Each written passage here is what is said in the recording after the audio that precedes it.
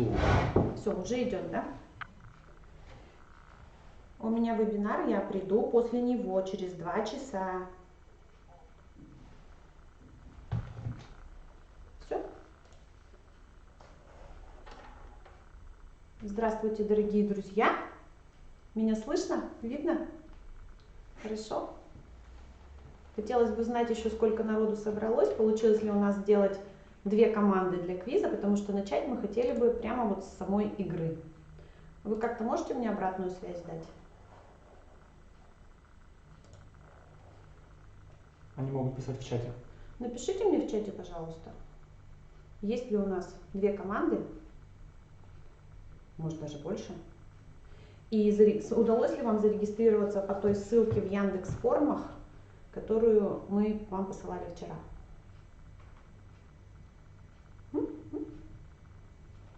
Кто-то пишет нам?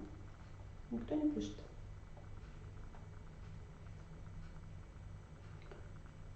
Я могу начать игру? Или нет? Хочется знать, сколько нас. Может быть, напишите ВКонтакте Марине Похолковой? Все ли у нас собрались? Или позвоните мне, я продиктую номер телефона. Я в первый раз, просто я волнуюсь. Я ж не вижу никого.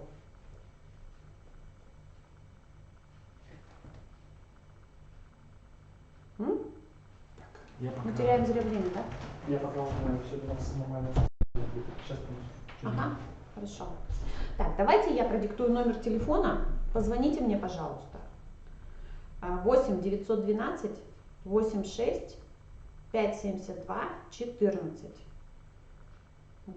Хотелось бы знать, сколько вас там человек, есть ли вообще кто, и готовы ли мы сначала сыграть в квиз. Поскольку тема у нас сегодня современные форматы продвижения чтения и квизбук отдельно, я бы хотела сначала показать вам, что такое квизбук, сокращенную версию, затем уже разобрать все плюсы и минусы данного формата, а потом перейти к каким-то другим опытом, показать вам, сделать вам небольшой обзор тех интересных вещей, которые вот я у себя нашла. О, кто-то звонит. Алло, алло. Здравствуйте.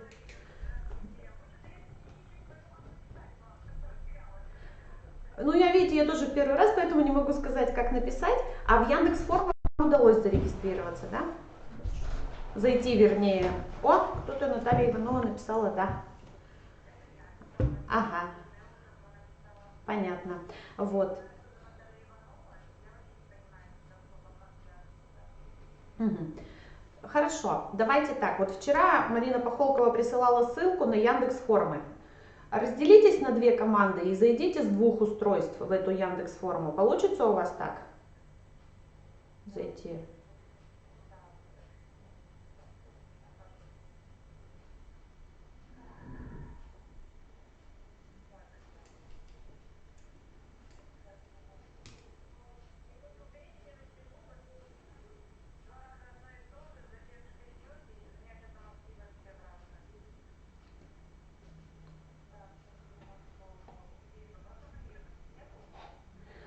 Так.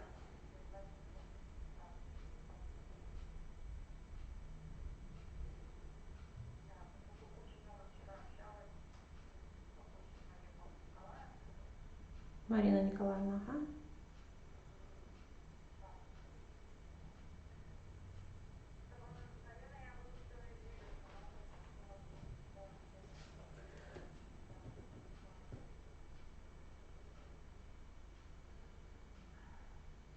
Угу. Хорошо, давайте тогда.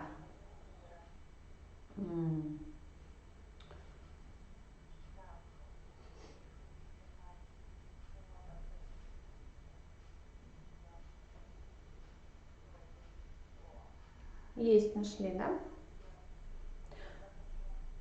Угу. То есть вам надо зайти, ну, желательно, конечно, было бы на 2 команды разделиться, чтобы уж совсем все было по-правильному, да, и вот каждой команде зайти, ну вот в команде выбрать лидера, который зайдет по этой ссылке. То есть мне нужно 2 ответа видеть будет в онлайн режиме. Но если вы с одним пока, можете с одним поиграть. Да, да, вот впишите название, да. С 2 компьютеров, если вы будете играть на 2 команды.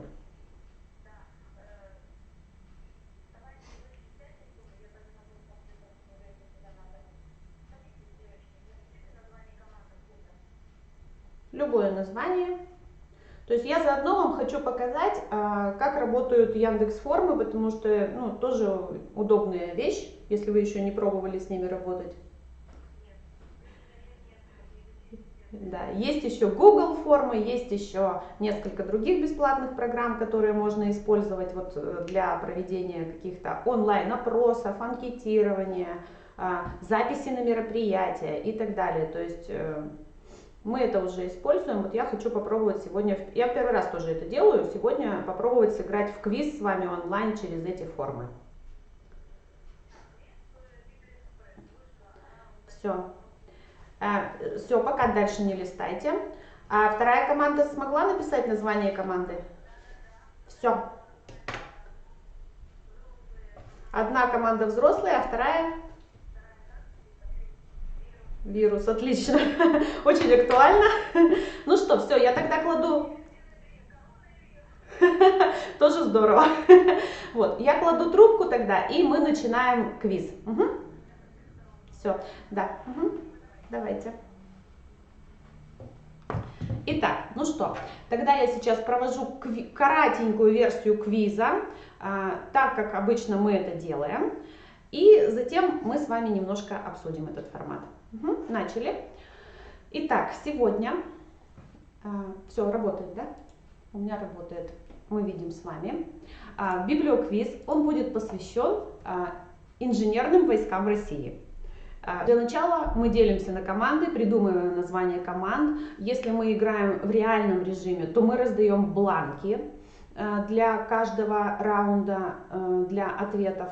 Вот. Но мы с вами работаем в онлайн режиме, вы мне будете заполнять в электронном виде ответы свои.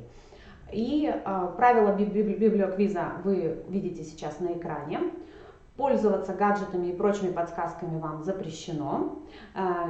Квиз состоит у нас сегодня из 4 раундов по 3 вопроса. Обычно у нас это 35-42 вопроса.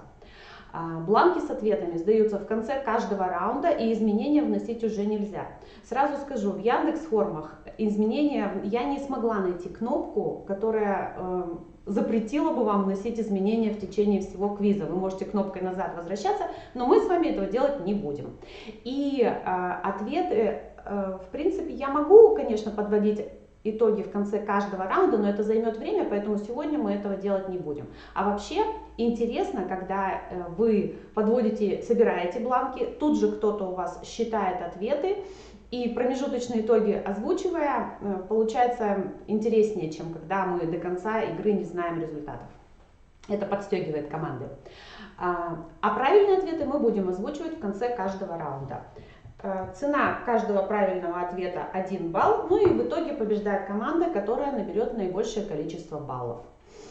Ну что, поехали. Итак, у вас сейчас на Яндекс.Формах должен быть бланк на первый раунд. И я задаю первый вопрос.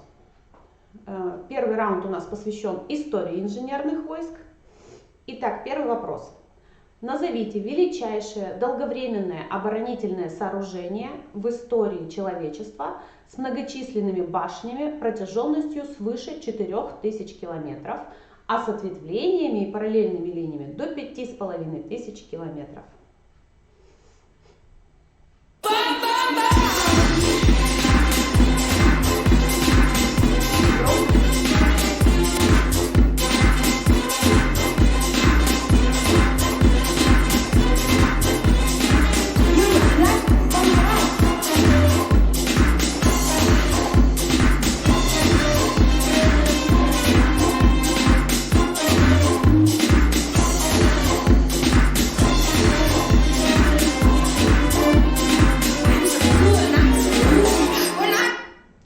Ну что ж, у вас было 30 секунд, чтобы записать правильный ответ, и мы переходим ко второму вопросу. Первые саперные роты появились в 17 веке во Франции.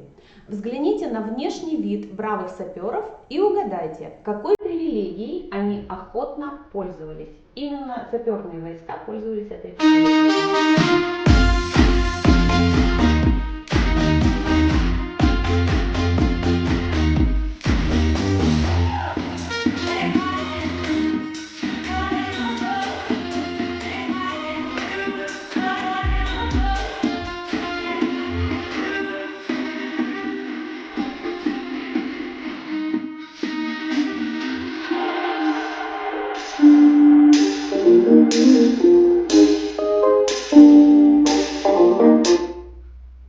Мы переходим к третьему вопросу. Инженерные войска часто называли еще одним словом, означающим первопроходец. Ведь именно эти воины шли впереди всей армии, прокладывая дорогу остальным. Да, алло? Алло?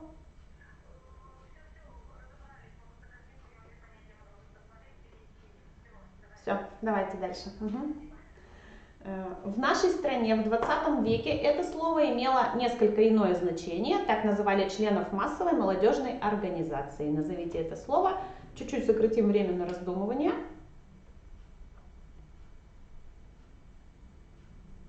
Музыка не идет у нас почему-то.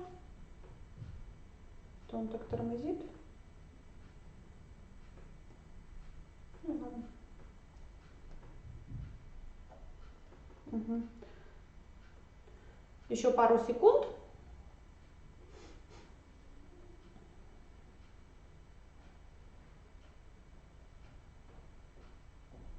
Угу.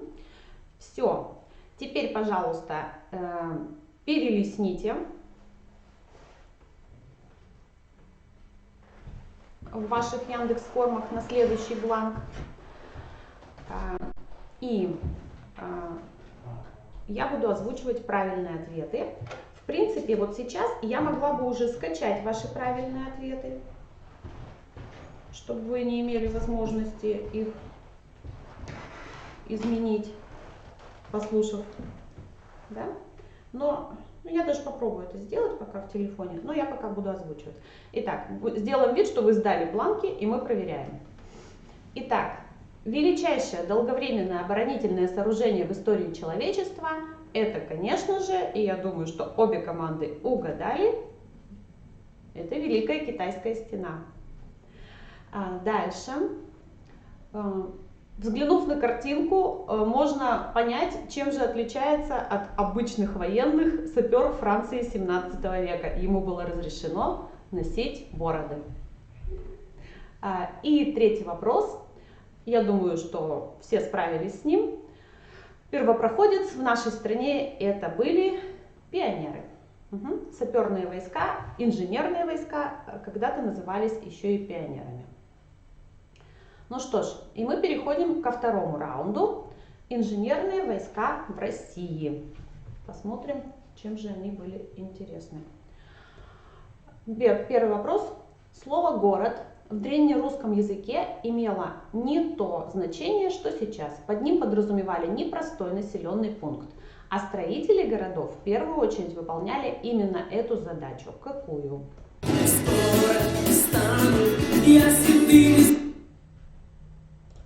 Потише сделаем, да?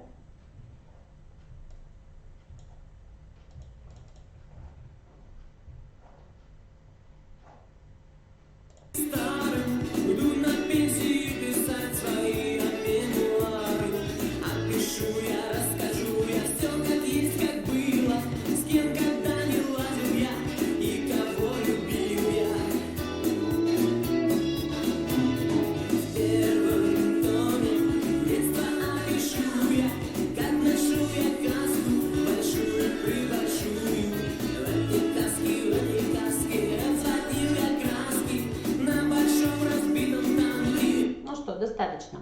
Вопрос номер 2. При осаде города Казань русские воины-строители по приказу царя Ивана IV меньше чем за месяц совершенно неожиданно для противника построили город-крепость Свияжск. где разместилась опорная база наших воинских подразделений. Благодаря этому в октябре 1552 года с третьей попытки была взята Казань. Какой знаменитый на весь мир собор был построен в центре Москвы в честь этого события?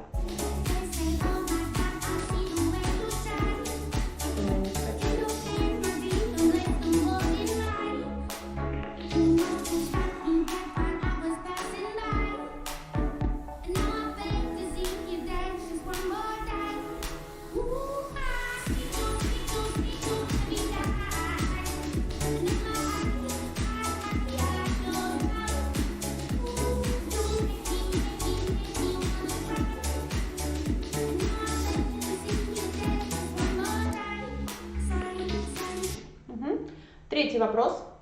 Большую роль во взятии в 1790 году Суворовым Измаила, который он сам назвал крепостью без слабых мест, сыграла подготовка инженерных средств обеспечения штурма, лестницы, фашины и так далее, и тренировка рабочих команд в устройстве переходов через рвы и штурме крепостных стен. Назовите любимую поговорку Суворова, подходящую к этому сражению. Я, наверное, не нажала. Опять у меня не идет, да? Засекаем 40 секунд в телефоне.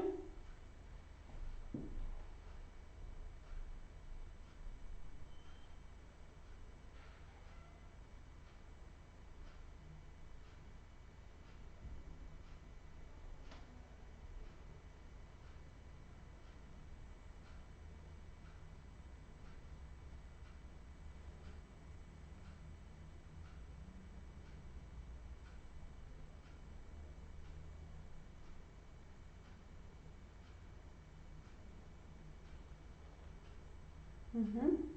Ну что ж, переходим к правильным ответам. Я надеюсь, вы у себя их не исправляете. Я, кстати, могу скачать же, чтобы по-честному все было.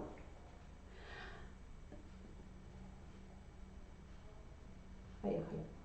Итак, какое же значение, какую задачу выполняли строители городов древнерусских? Да, раньше города строились для организации обороны. Для обороны. Если что-то похожее вы ответили, то мы примем правильный ответ. Знаменитый на весь мир собор в честь взятия Казани – это Покровский собор или храм Василия Блаженного. Я надеюсь, вы там аплодируете себе за правильные ответы. И Александр Суворов знаменит многими своими крылатыми выражениями, афоризмами. К этой ситуации наиболее подходит поговорка «тяжело в учении, легко в бою». То есть он впервые применил именно вот тренировку перед взятием крепости, и это помогло ему. Ну что ж, следующий раунд, он называется «Шазам». Здесь мы будем угадывать по звуку, либо звук будет подсказкой к вопросу. Поехали. Первый вопрос.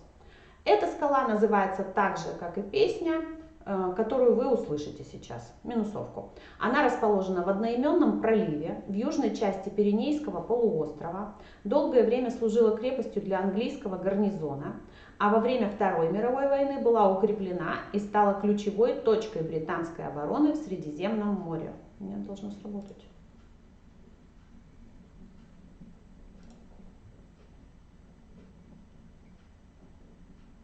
Что это значит? Оно было в той же папочке? Оно было вшито в презентажку.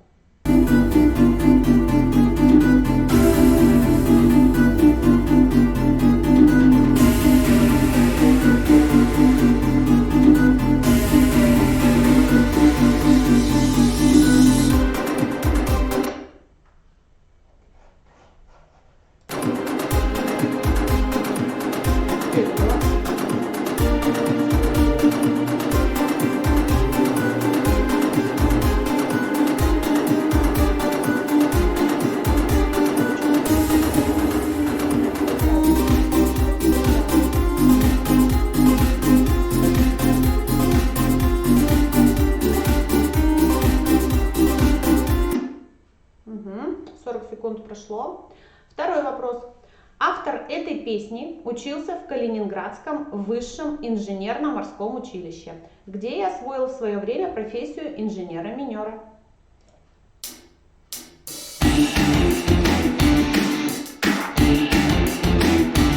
Проходит год, и ты солдат, как будто ты другим не был. Ударит плечи автомат, а над тобой все тоже небо. И высекают сапоги, в бетоне песню строевую. Тебя как щепку вдоль реки несет на службу боевую. Подъем на бой, жаровлю. Ага, дальше. Третий вопрос. Актер, озвучивший всем известного капитана Врунгеля, в 1941 году ушел добровольцем на фронт. В 1943 году при разминировании минных полей под Харьковом он был тяжело ранен. Врачи спасли его ногу, но он хромал до конца жизни. Чей голос сейчас звучит?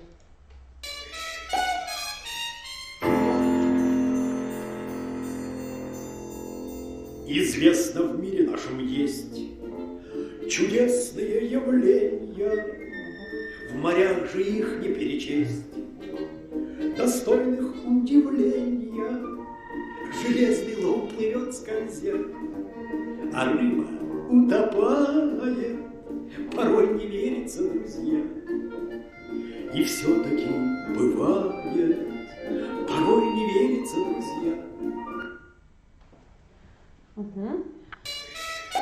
Так, ну что ж, переходите к следующему слайду в Яндекс.Формах, чтобы все было по-честному. И я готова озвучить правильные ответы. Я надеюсь, все вы написали уже ответы. Время вышло. Озвучиваю. Итак, вы слышали минусовку. Песни группы Наутилус, Помпилиус и Проалтар. Угу. Ну, этот голос, я надеюсь, все узнали. Это был Олег Газманов. Вот он какой красивый. И последний вопрос этого раунда «Шазам». Капитана Врунгеля озвучил Зиновий Ефимович Герд. Последний вопрос, последний раунд, четвертый. 3 видео вопроса нас ждут. Я готова озвучивать первый. Эта машина находится на вооружении инженерных войск Российской Федерации. Как вы думаете, для чего она служит? Скоро стану я седым и старым, уйду на пенсию писать свои мемуары. Опишу я, расскажу я все как есть, как было, с кем когда не ладил я и кого любил я. В первом томе детства опишу я, как нашел я каску большую-пребольшую. В этой каске разводил я краски, на большом разбитом танке рисовал я сказки. Второй вопрос. Современная форма военная российская выглядит вот так. Раньше одна деталь в форме военных отсутствовала и даже была запрещена, так как служила символом белой русской армии. Она была реабилитирована в 1943 году. О какой части формы идет речь? С 17 по 1943 год ее не было.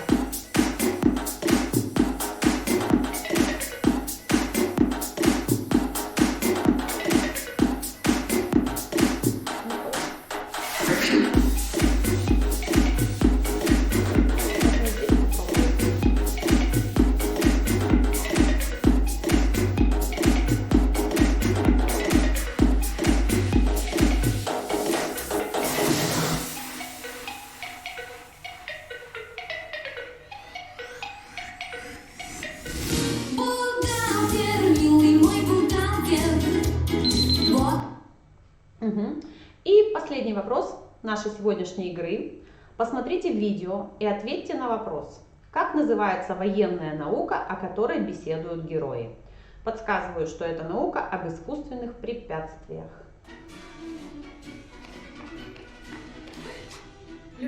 еще. Не мешай, Людка. Курс молодого бойца. Иди, дочь, занимайся своим делом. Не мешай. Все, считай задание. О, голова. О, Голова. лошмя надо. Пацанок, когда я служил, старшина веревочку натянет, как зайца задел, так наряд не очереди. А когда я служил, у нас проволочку колючую натягивали немцы. А к ней били. Наряд не очереди. Ну вот и все. Сегодняшняя игра наша закончена. Сейчас я озвучу правильные ответы. Нет, мы еще не закрываем презентажку. Мы еще правильные ответы озвучим с 31 слайда. Ага.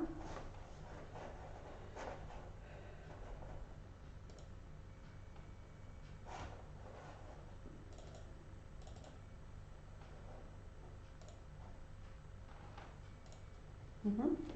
Проверяем. Итак, вот эта чудесная машина, которая немножко похожа на комбайн, но она сажает не картошку, а мины. Это гусеничный минный заградитель ГМЗ-3. Он укладывает мины на грунт или снег каждые 5-10 метров, со скоростью движется до 16 км в час. Еще и может замаскировать заряды. Какая же деталь отсутствовала у нас, у наших военных до 1943 года? Если вы помните старые фильмы о войне, до 1943 года они ходили без погон. Да? В 1943 году, когда после победы в Сталинграде, были они возвращены в нашу форму. И последний вопрос. У меня тут немножко с номерами попутано, потому что я делала выборку из своего полноценного квиза из 42 вопросов состоящего. Речь в данном отрывке идет о науке фортификация. Ну вот и все. Мы с вами сыграли в квиз. Я сейчас попробую все-таки скачать результаты. Что-то у меня не получилось.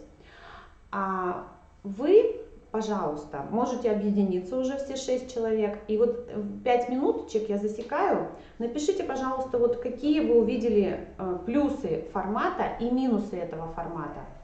В том числе и в онлайн режиме проведения, потому что я в первый раз попробовала это сделать. А вообще, в принципе, насколько вам понравился формат квиза.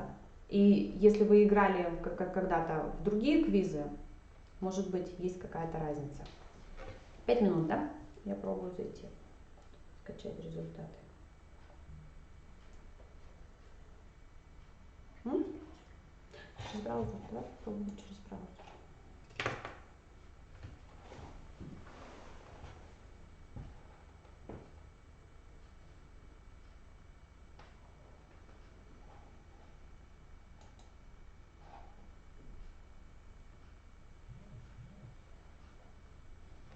Вот, мне пришло письмо. Вот смотри, мне пришло письмо, да, что я получила ответы. И все.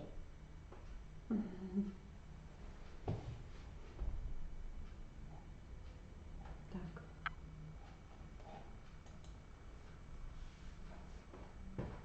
Тоже надо пароль вспомнить.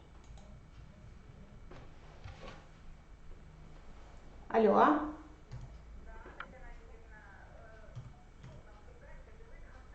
Угу.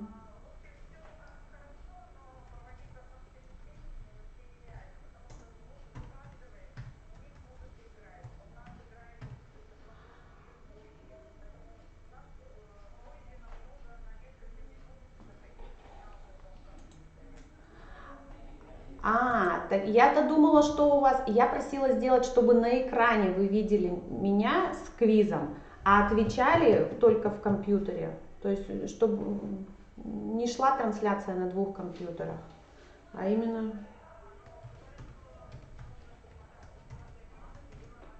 Чтобы команда могла отвечать на вопросы, да. Понятно. То есть у вас не на большом экране, да?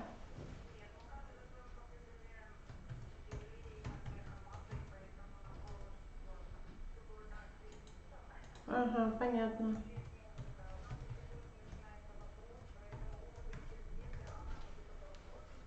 Ага.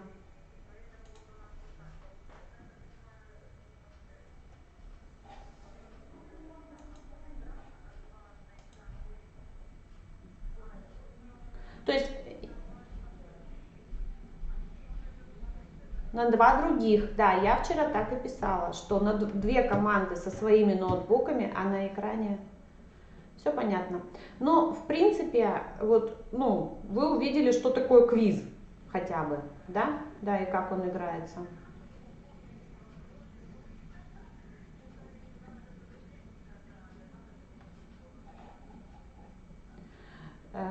Это сложно для всех. Ну ладно, давайте тогда я буду уже не по телефону, а буду рассказывать так. Угу. Да, да, да. Угу. Все, меня тогда.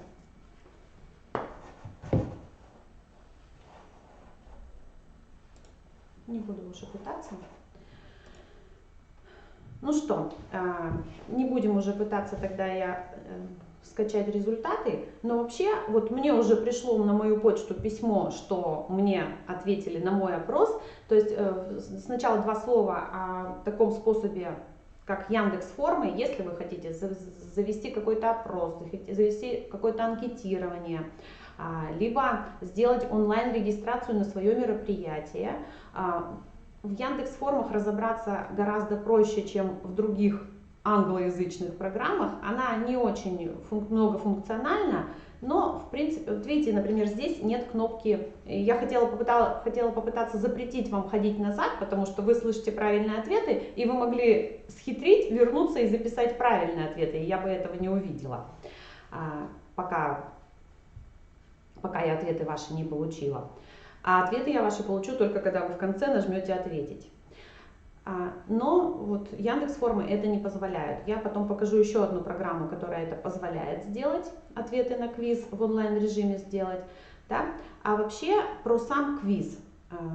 Давайте поговорим про сам квиз, о том, что это за формат. То есть вы видите, да, что это вопросы на логику и вопросы на эрудицию. Так, сейчас я включу презентацию. Как делать квиз. Презентажка. Папочки у меня. Угу. И мы с вами поговорим о квизе самом. Тяжело, конечно, работать в онлайн-режиме, не видя вашу реакцию. Так. Угу. А куда он делся опять? Нет, это не он. А его не надо было закрывать. Оно будет в следующей презентации. Угу. Угу. Угу. Так, Яндекс. Угу. Так, этот слайд нам уже не нужен. Угу. Все, я листаю дальше. Итак, что же такое квиз? Как вы поняли, квиз – это интеллектуальная командная викторина. У нас примерно что-то подобное существует, это называлось Brain Ring когда-то. Эта игра требует не только знаний каких-то, да, но и азарта и куража. И она дарит хорошее настроение от веселого времяпровождения в отличной компании. Почему сейчас он очень популярен, эти квизы, платно. Люди ходят за 300 рублей, 400 рублей с человека, создают команды и ходят в бары, в пабы, не только в нашей стране, а по всему миру. Но единственное, что мы, например, стараемся библиоквизы делать на одну тему, во-первых, а не много разных вопросов, и все-таки делать какие-то вещи просветительские, да. То есть вот по инженерным войскам, в частности, почему я сделала квиз, захотела вам показать, потому что про инженерные войска, пока я сама не начала делать квиз, я ничего, оказывается, не знала. Я так думаю, что и вы мало что знали про инженерные войска, а они у нас существуют в республике как раз. И воинская часть, которая теперь наш сосед на Катаева, напротив нас находится. Они нам заказали этот квиз для своих сотрудников и для солдат-срочников, которые приходят сюда на службу, которых привозят сюда на службу, чтобы они хотя бы имели представление о том, где же они служат сейчас. И оказалось, что это очень интересно, и можно связать с различными другими областями, да? Тот же собор Василия Блаженного. Итак, что еще требуется для того, чтобы играть в квиз? Умение работать в команде. Я думаю, что это очень трудоемкий вариант, да, массового мероприятия, потому что пока ты готовишь вопросы, ты должен перелопатить массу литературы, перерыть весь интернет, еще и проверить, правда ли в этом интернете, потому что интернету я не доверяю, например. Легче перепроверить по каким-то энциклопедиям, либо по проверенным сайтам. И подготовки это требует большой. Но зато результат интересен всегда. Как мы готовим квиз? Сначала мы выбираем тему. Вот сейчас, например, мы делаем квиз к 9 мая, ко Дню Победы. И понятно, что у нас это будет тоже достаточно не просто развлекательное мероприятие. Да? Мы постараемся вложить те вопросы, чтобы люди больше узнали. С одной стороны. С другой стороны, все вопросы незнакомые быть не могут. Это мы попозже обсудим. Затем, ошибка всех в любом мероприятии начинать накидывать информацию вместо того, чтобы продумать структуру мероприятия. Вместо того, чтобы составить план. О чем же вы хотите рассказать и из каких частей будет состоять ваше мероприятие. С квизом я сама с этим столкнулась, поэтому теперь я сначала продумываю план, как будут называться мои раунды, а потом уже я накидываю примерно, о чем в этих раундах будут вопросы, и только потом уже я начинаю искать информацию. Какие должны быть вопросы? Я специально включила раунд музыкальный, я включила раунд с видео-вопросами. Можно делать разминку с вариантами ответов, да, чтобы люди сначала в первом раунде не просто думали открытые вопросы задавать, а именно варианты предлагать. Это тоже бывает интересно. Но без музыкального и без видео раунда они очень украшают наш квиз. Дальше. Вот когда мы написали все вопросы, мы их четко сформулировали, только после этого можно переходить к подготовке презентации. Почему? Потому что если вы сначала не сформулируете четко, вы потом эту презентацию будете 8 раз переделывать. И в принципе это не только к квизу относится, согласитесь. Дальше идет у нас рекламная кампания, поскольку эти квизы, как вы думаете, на кого они рассчитаны? Все-таки целевая аудитория – это взрослые, работающие люди, да? Это достаточно эрудированные люди, то есть это те, кто читают уже книжки, во всяком случае читали их много когда-то. И главная цель наших квизов – это сориентировать их, вот, чтобы им еще можно было бы прочесть. То есть это любознательные люди, которые пока не знают того, о чем они не знают. Вот те же инженерные войска. Поскольку все мероприятия, цель каждого мероприятия библиотечного, мы знаем, да, это заставить, продвижение чтения, заставить человека взять в руки книгу. И так получилось, что вот первый квиз, который мы делали, он был посвящен Вьетнаму. И действительно, вот к нам подходили после квиза люди. Во-первых, пришли команды, действительно, это вот люди от 30 до 50 лет, это люди интеллигентные, люди взрослые, платежеспособные, но мы, правда, денег за это не берем, и которые много читают, много всего знают, и они подходили и говорили: а действительно, Вьетнам интересная страна, и мы много чего еще не знаем о ней, и хотелось бы узнать. Вот, ну вот этой целью мы и преследовали. Дальше. Что еще? Затем мы запускаем рекламу в соцсетях, ну, везде, где только можно, в объявлениях на библиотеке и так далее. Регистрируем команды заранее. Сейчас у нас приходит на каждый квиз от там, 6 до 10 команд, и поскольку мы сейчас не имеем своего помещения, да даже и в наш зал читальный больше 10 команд, если влезали, то уже было тесно, уже было слышно соседнюю команду, и это уже было не так интересно, поэтому ну, для нас это результат хороший. А мы сейчас проводим их в Револьт-центре, там 10 команд это уже много, там стульев не хватает. Хотя, может быть, когда выше конкуренция, кому-то это интереснее.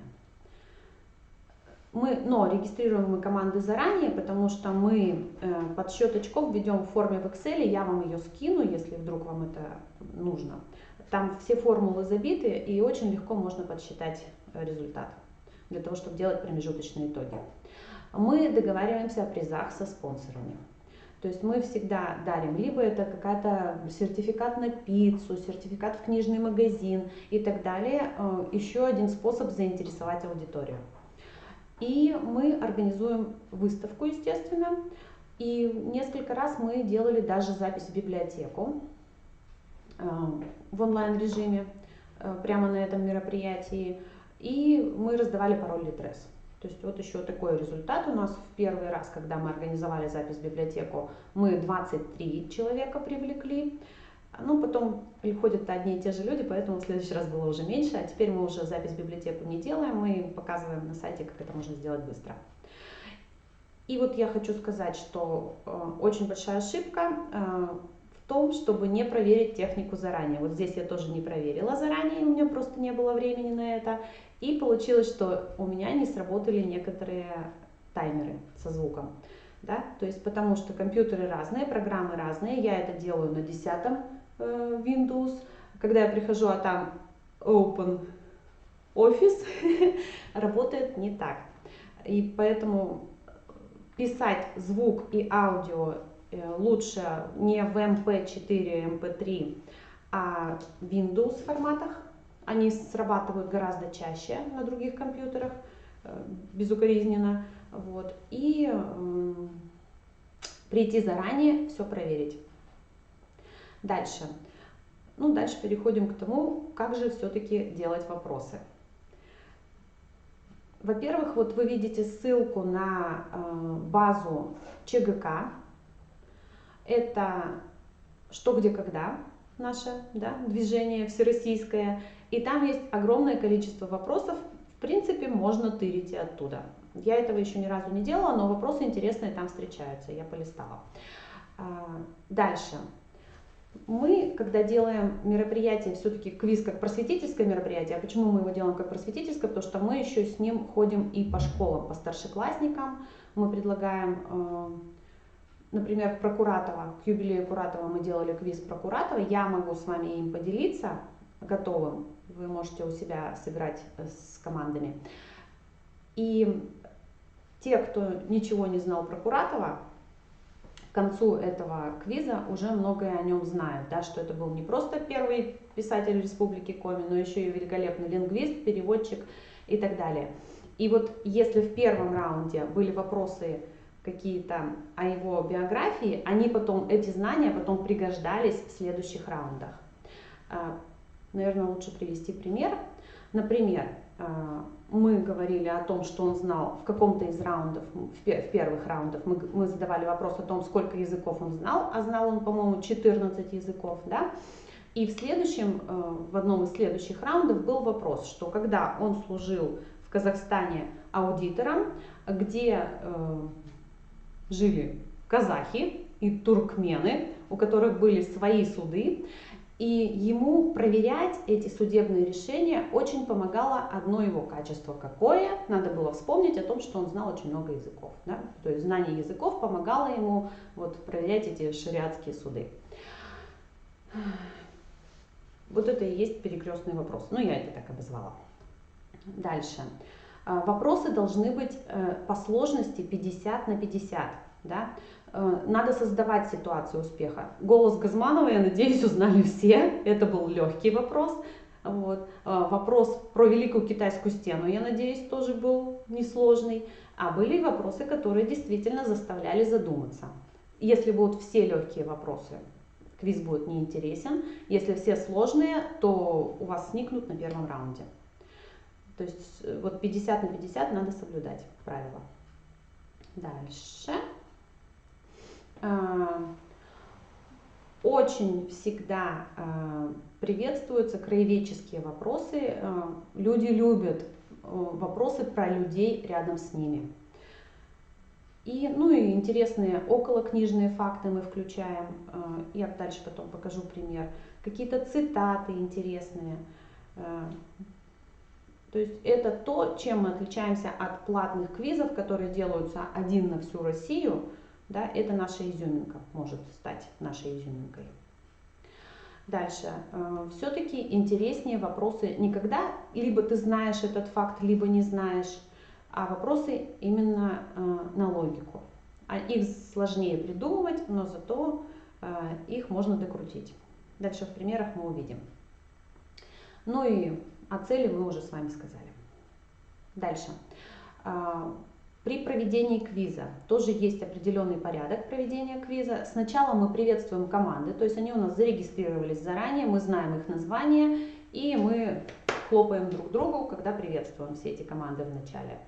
Затем, при проведении квиза желательно, когда вопросов 42, сделать хотя бы один перерыв. Вот после 3 раундов мы делаем перерыв, мы за это время успеваем подсчитать количество баллов, люди за это время успевают купить чашечку кофе, если мы это делаем в револьт-центре и делаем прибыль своим партнерам таким образом, плюс они посмотрят выставку и, может, какие-то книги возьмут, почитать надо. Промежуточные результаты очень важны, потому что когда вы отвечаете весь квиз и не знаете, на каком вы месте, это вас не подстегнет. Дополнительный конкурс с призом во время перерыва мы иногда объявляем. Это может быть какой-то творческий конкурс, там сочинить небольшое стихотворение про нашу библиотеку и так далее. Ну и в конце мы обязательно подводим итоги. Это то, что я сегодня не сделала. Мы озвучиваем результаты команд и вручаем приз. Ну и теперь давайте примеры посмотрим, какие есть у нас вопросы. Да? Это вопрос на логику. Да? Есть ограничения на вывоз фруктов из Вьетнама, арбузы могут треснуть, испачкать пассажиров, дуриан очень дурно пахнет, почему не разрешается вывозить кокосы? Чисто вопрос логический и правильный ответ, потому что скорлупа кокоса не просвечивается рентген-сканером. Этот пример мы увидели. Дальше, следующий вопрос, он тоже на логику, краеведческий. Фильм «Время летних отпусков» снят по одноименной повести Александра Рикимчука, несколько лет прожившего в коме. Поскольку события разворачиваются на нефтяном промысле, Ухта идеально подходила для съемок, благодаря чему фильм был снят в рекордные сроки. Тем, кто регулярно читает нашу культурную карту Республики Коми, не составит труда ответить на этот вопрос, потому что там есть прямой ответ. И я оттуда и подсмотрела вообще факт для этого вопроса. Ухта, лето, понятно, что это белые ночи снимали и по ночам. Так, сейчас мы перейдем дальше. Дальше. Вот здесь у меня использован в этом вопросе амоним. Амонимы, паронимы, афоризмы, цитаты и так далее. В данном случае амоним. Всего через год после написания этой поэмы автор требовал от жены обещания сжечь и уничтожить все до единого экземпляры. Слава богу, этого не получилось сделать. Это было связано с тем, что автор пересмотрел свое отношение к революции и большевикам. Фамилия его звучит так же, как прием в спорте, применяемый с целью помешать выполнению приема соперника. И что это? Это Блок. Поэма 12. Дальше. Вот здесь у меня использован как раз пароним. Вставьте пропущенные слова в стихотворение Евтушенко.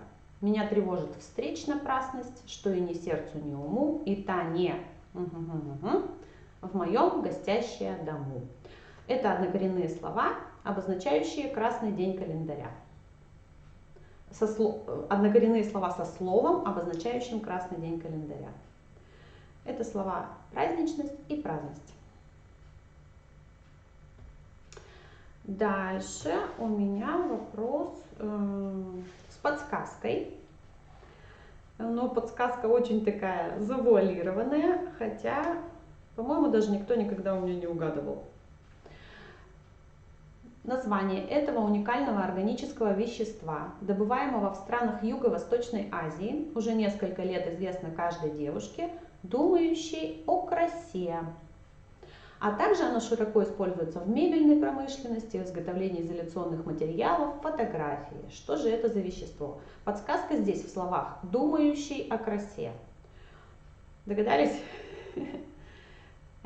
Быть можно дельным человеком и думать о красе ногтей. И это шеллак. У меня тут слово не вылетело. В общем, это шеллак, оказывается, это органическое вещество, которое добывают в странах Юго-Восточной Азии. Дальше. Здесь тоже подсказка. Икс является символом одного из важнейших событий в истории нашей страны.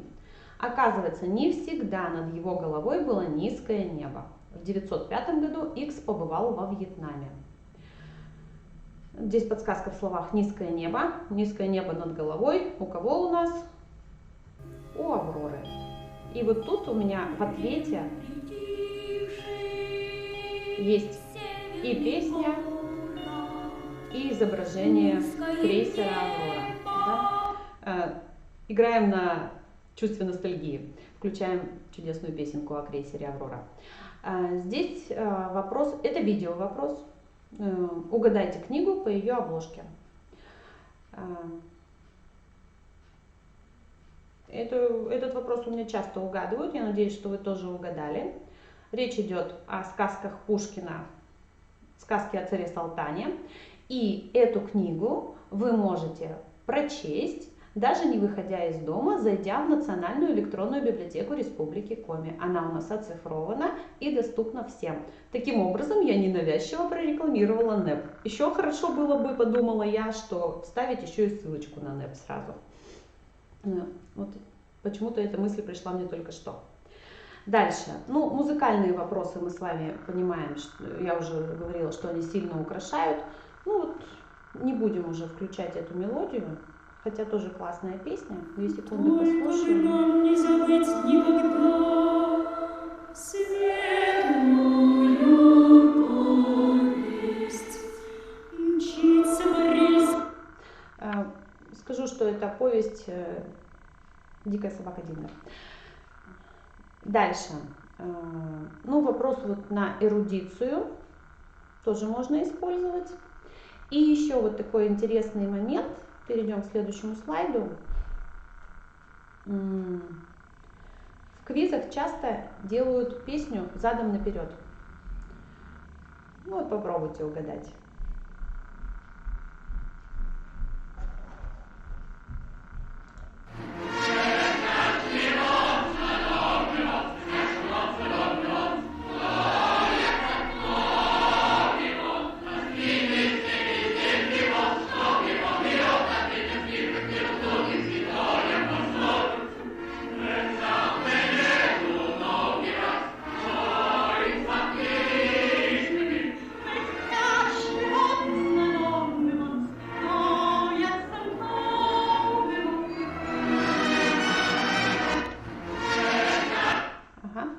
Это была песня из фильма «Карнавальная ночь» и «Хорошее настроение не покинет больше вас».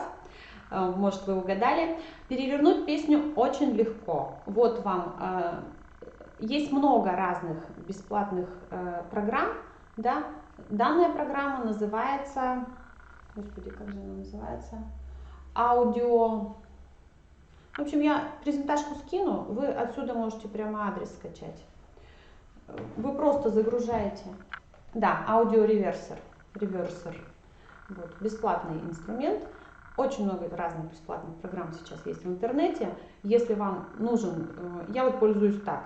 Если мне надо перевернуть песню, я пишу в Яндексе, как перевернуть песню. И они мне предлагают какие-то разные виды программ. Вот, я пользуюсь вот этим вот сайтом. Я загружаю на него свой аудиофайл и тут же скачиваю с него перевернутый. Очень легко и классные вопросы можно придумать. Сейчас я про Коми квиз делаю для Центра Коми культуры. И мы туда песенку, нашу знаменитую песню Мария Моль, перевернули. Посмотрим, что получится.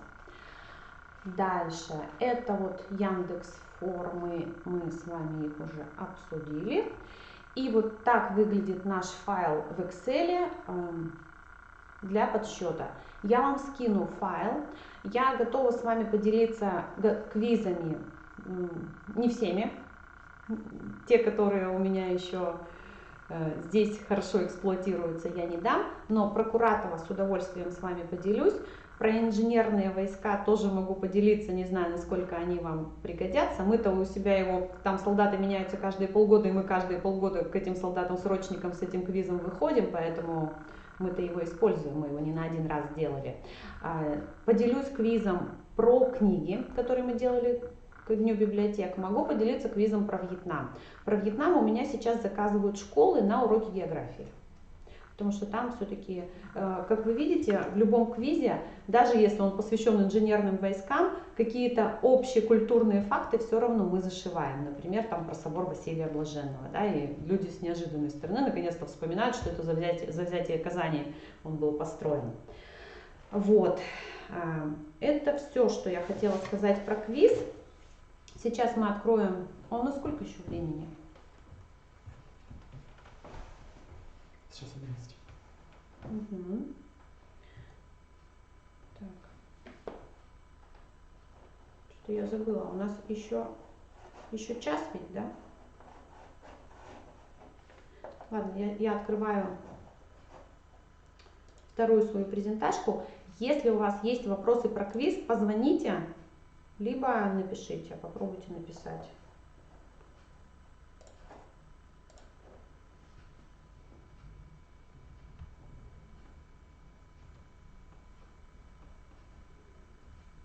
Да, у нас еще час, даже много времени еще осталось. И давайте я вам покажу еще одну бесплатную программку. Единственное, что она отличается от Яндекс.Форм тем, что она на английском языке.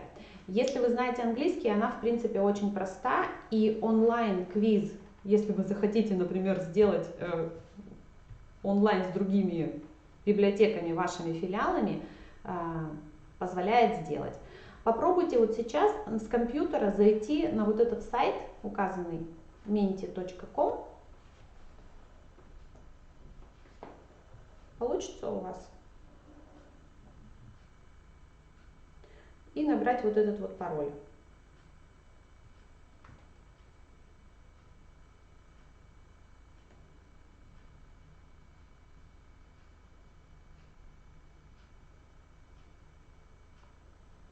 После того, как вы туда заходите, вы увидите вопрос, и вы можете забить 3 варианта ответов своих.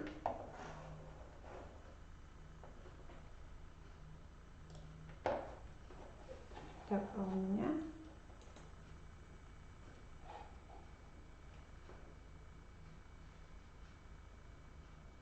Три минуты назад кто-то зашел уже, да? Попробовал. Итак, вот вы у себя увидели вопрос и смогли забить 3 варианта ответов, а я у себя вижу вот этот вот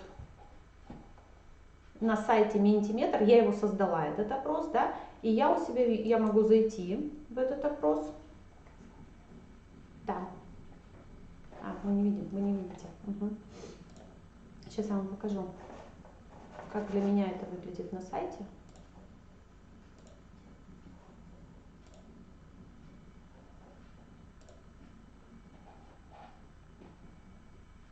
Угу, грузится у меня.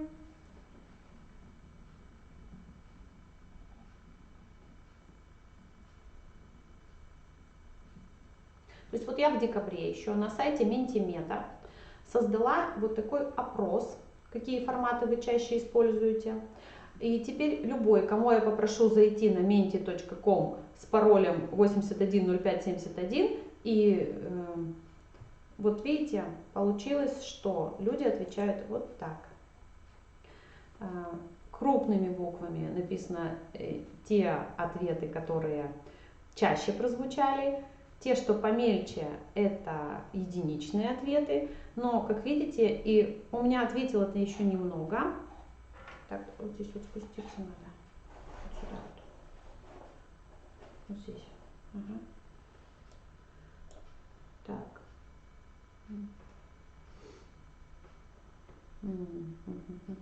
А где результаты? Нет. Пойдем в Customize.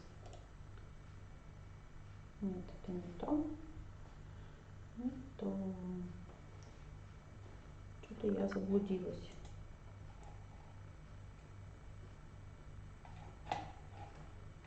Почему-то я не вижу, сколько человек ответили. А, вот. Вот, 7 человек у меня ответили на этот опрос. Это я потренировалась на своих коллегах в отделе. И не знаю, вот смогли вы ответить или нет, потому что я пока не вижу, когда последний ответ пришел. Вот. Ну вот я вижу это вот в таком виде и могу видеть еще по точному количеству. Вот. Здесь можно сделать квиз, я даже пыталась. Так.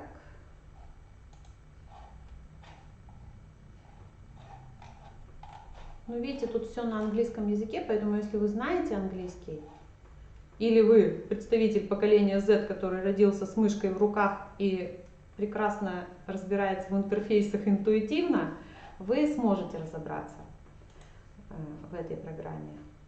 Если нет, то будет сложнее. Тогда лучше использовать какие-то русскоязычные программы. Вот я вчера пыталась создать квиз про инженерные войска. Вот видите, 4 минуты назад кто-то заходил в эти форматы. То есть я хотела сначала с вами в Mentimeter поиграть. Но здесь у меня вот не получилось сделать слайды. То есть это надо еще посидеть, поразбираться. Так сходу, как в Яндекс.Формах, у меня не получилось. Все, понятно. В общем, не вижу я, чтобы вы попробовали зайти и ответить. Хотя, может быть, это и вы были 4 минуты назад уже, да? Инженерные войска? Нет, у меня в форматах, я просила форматы. Я давала пароль от форматов. Пойдемте дальше в презентацию. Угу.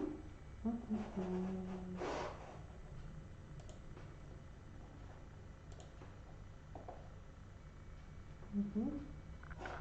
Так, теперь здесь откроем. Так, а здесь откроем вот это вот. Здесь там не надо открыть тоже, что я вижу там. Нет, на этом, на моем экране.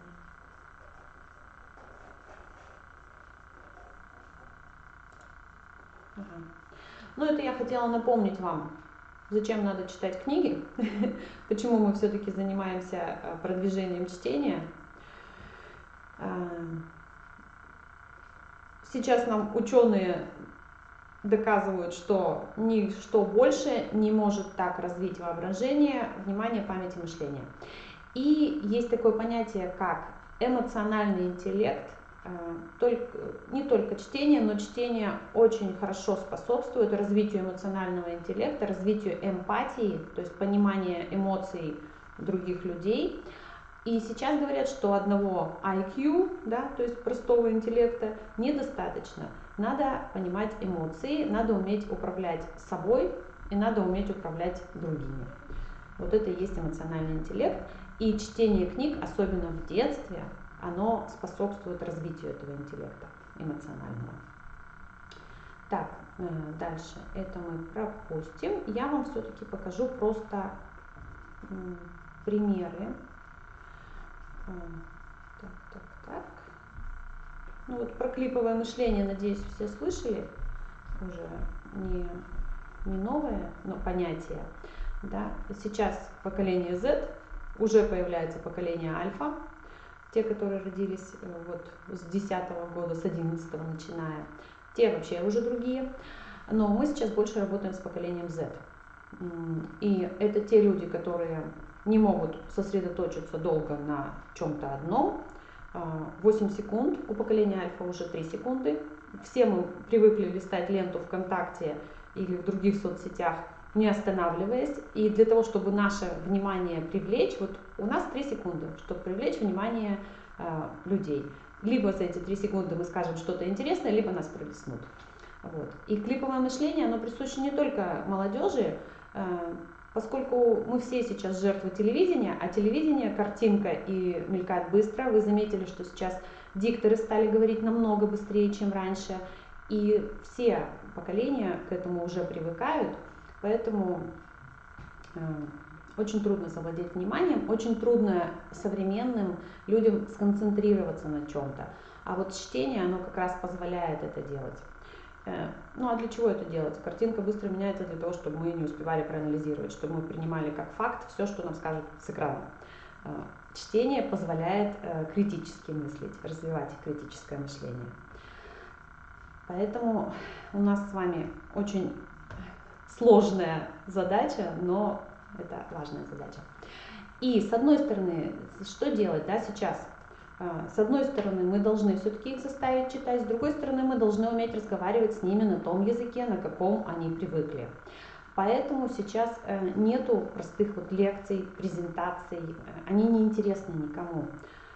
Мы стараемся сделать так, чтобы человек, приходя к нам, не просто сидел и слушал, он был активным участником нашего мероприятия, нашего процесса. Вот один из примеров. Это в Питере одна из библиотек сделала выставку путешествия по следам капитана Гранта. Понятно, что это дорогостоящее у них было мероприятие. Эта выставка потребовала больших вложений. Но в принципе можно же обойтись и малым, да? И вот тут дети и рисовали сами, и что-то искали, ручками делали. Вы можете загуглить, там есть в интернете более подробная информация об этой выставке. А мы пойдем дальше. Вот музеи сейчас очень активно используют этот соучастие, партиципация, как термин введен Ниной Саймон из Соединенных Штатов Америки. Может быть, вы заметили, даже в наших музеях сейчас не ходят, просто рассматривают экспонаты. Сейчас все делается так, чтобы ты сам мог что-то где-то порисовать, что-то потрогать руками, что-то смастерить сам и так далее. Ну и вот я взяла картинки из музеев, потому что музеи в этом продвинулись гораздо дальше, чем библиотеки. Угу. Иммерсивность, еще один такой тренд. В данном случае это из какой-то из библиотек. Вы видите, что это обычный какой-то сельский филиал библиотеки. Иммерсивность — это когда мы уже полностью вовлечены. В данном случае вот спектакль «Репка» демонстрировали все, кто пришел на мероприятие. Я думаю, что можно придумать очень много таких мероприятий. Я думаю, что это была «Библионочь» даже, насколько я помню. Так, это мы тоже пропустим.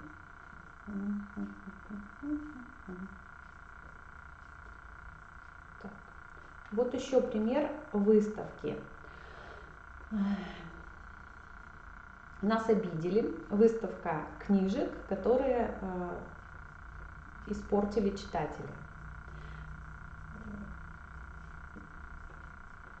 На эмоции бьет.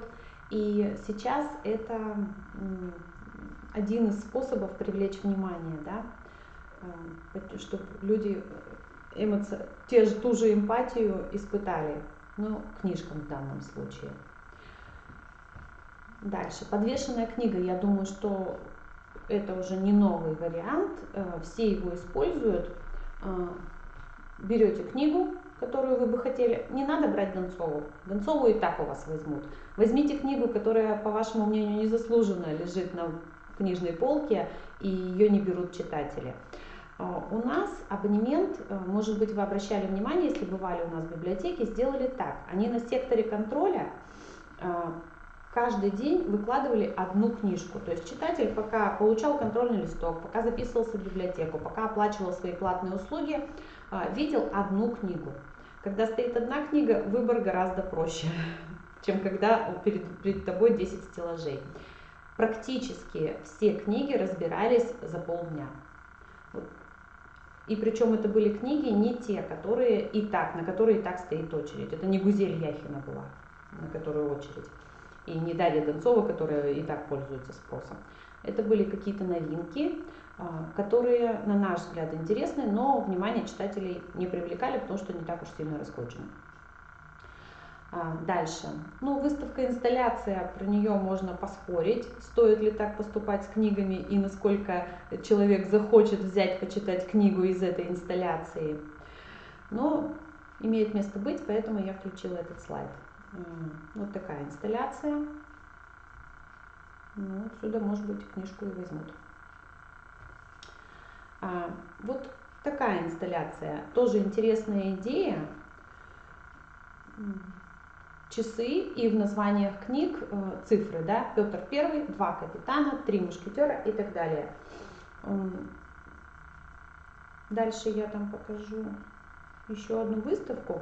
Вот такую выставку можно было бы сделать как конкурс для читателей, да, какие бы они книги предложили вместе с этими цифрами, пускай вспоминают.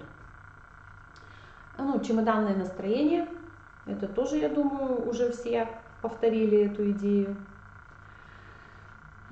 Выставка о том, какие еще бывают сейчас носители информации и которые были совсем недавно. Наши дети ведь не знают, что такое дискеты уже. Да? Тем более вот эти вот флоппи-диски, или как они назывались, да? Флоппи-диски, которые... Вы-то помните, что такое было? Тоже интересный вариант. Выставка рисунков по книгам прочтенным.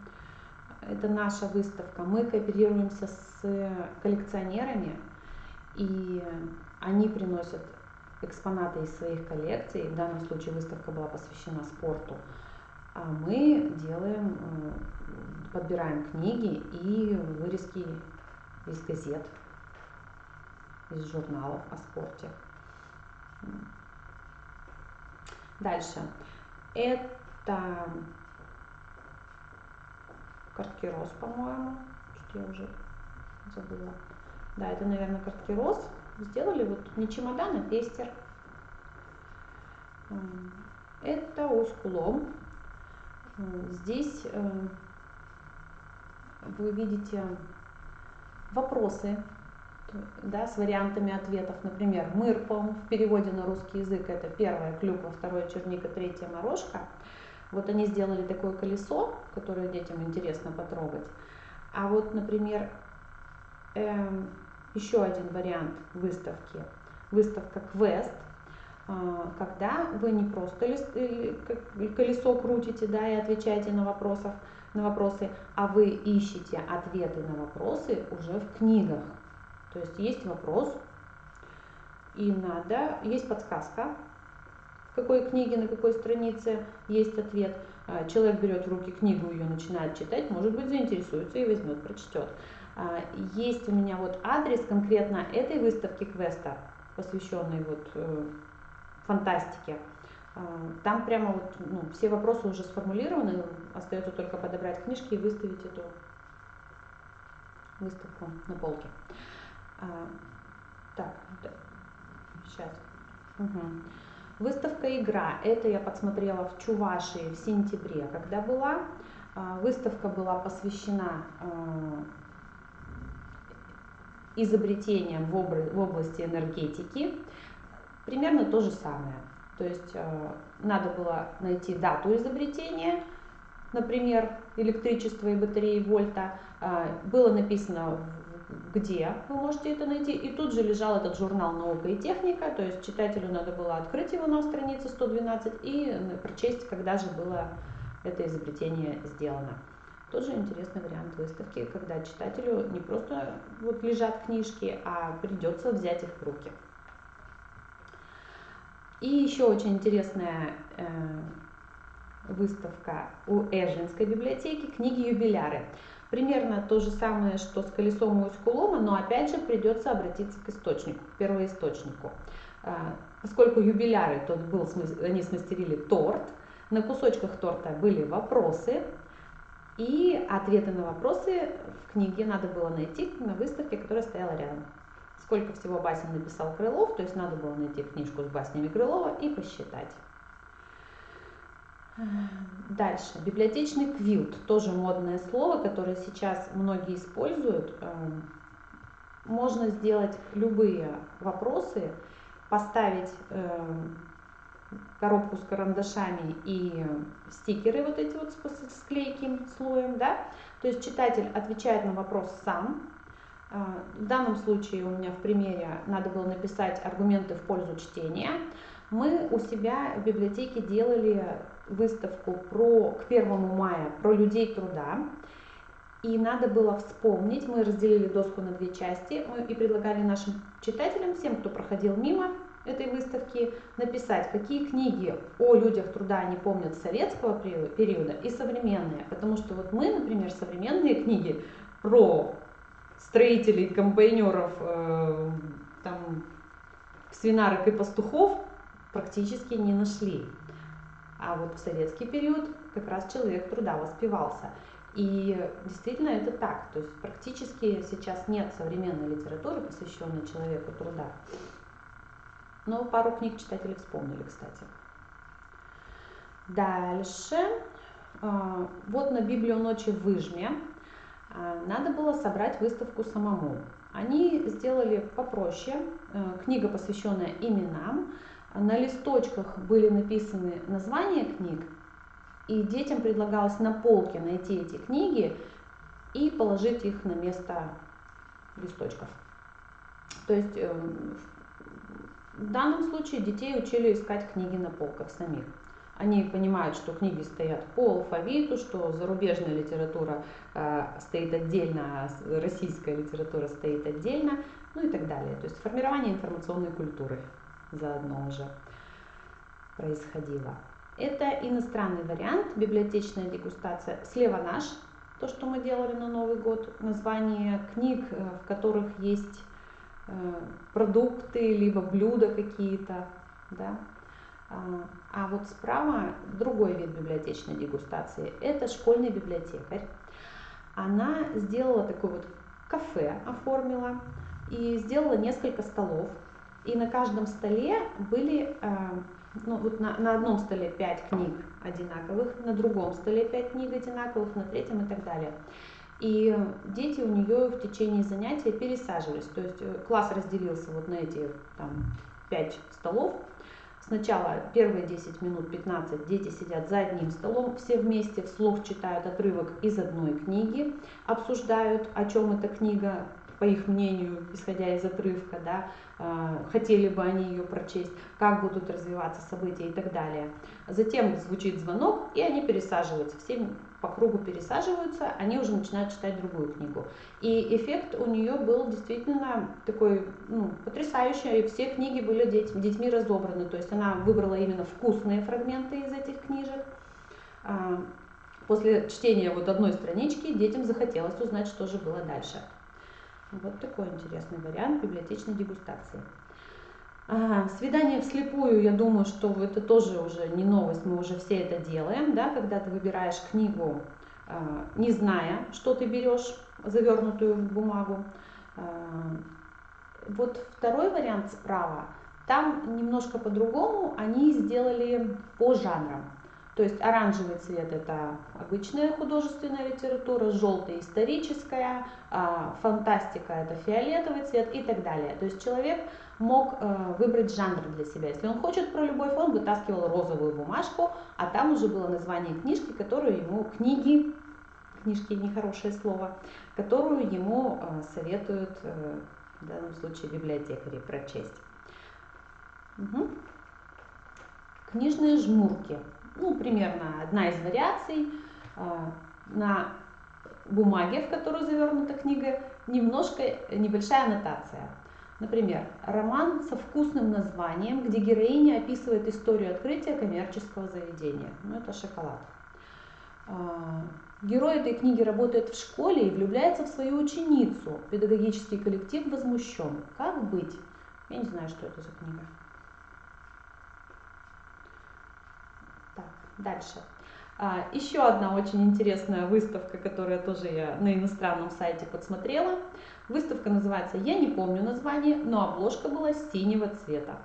И вот библиотекари этой библиотеки предложили все обложки синего цвета, какие у них есть. Тоже интересная. У детской библиотеки Маршака была выставка «Цвет настроения рыжий». Они собрали все книжки оранжевого цвета осенью. Тоже было очень интересно. То есть неожиданные книги можно было выставить на одной полке рядом. Выставка с провокацией. Тоже еще одна интерактивная выставка, когда вы можете допустить какие-то сознательные ошибки и предложить читателям найти эти ошибки. Например, среди книг одного автора затесать книгу другого, либо сделать портреты героев и проиллюстрировать выставку портретами героев другого автора, либо положить книгу, которая не соответствует теме выставки по своему содержанию, ну и так далее. То есть вариантов может быть множество. Тоже для внимательных читателей выдавать конфетку любому, кто назовет несоответствие, ошибку. Это тоже, наверное, делала Ижма, да? Они взяли всероссийскую акцию флешмоб на 12 апреля «Улыбка Гагарина».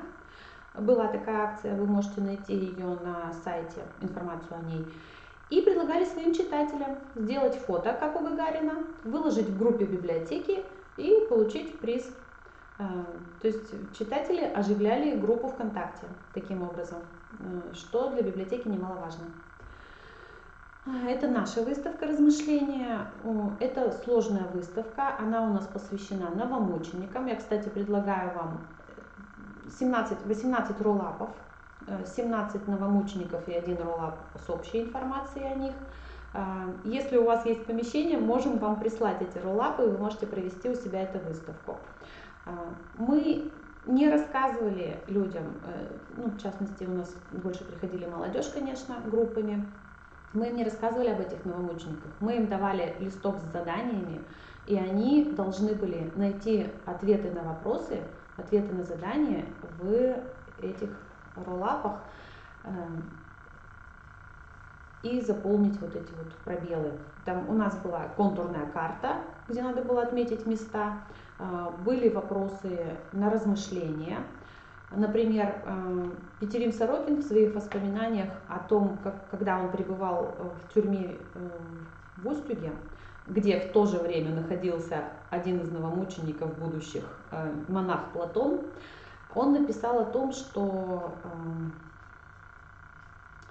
300 человек в камере, все в полной нервозности, голод, холод, вши, грязная одежда, и каждый день кого-то выводят на расстрел, и только те 10 человек, которые болели тифом, были лишены всего этого.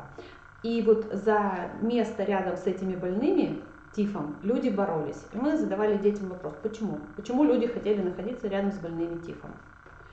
Они должны были сказать, что вот так хотелось уже умереть от этой неизвестности больше, чем жить, что люди готовы были заразиться тифом.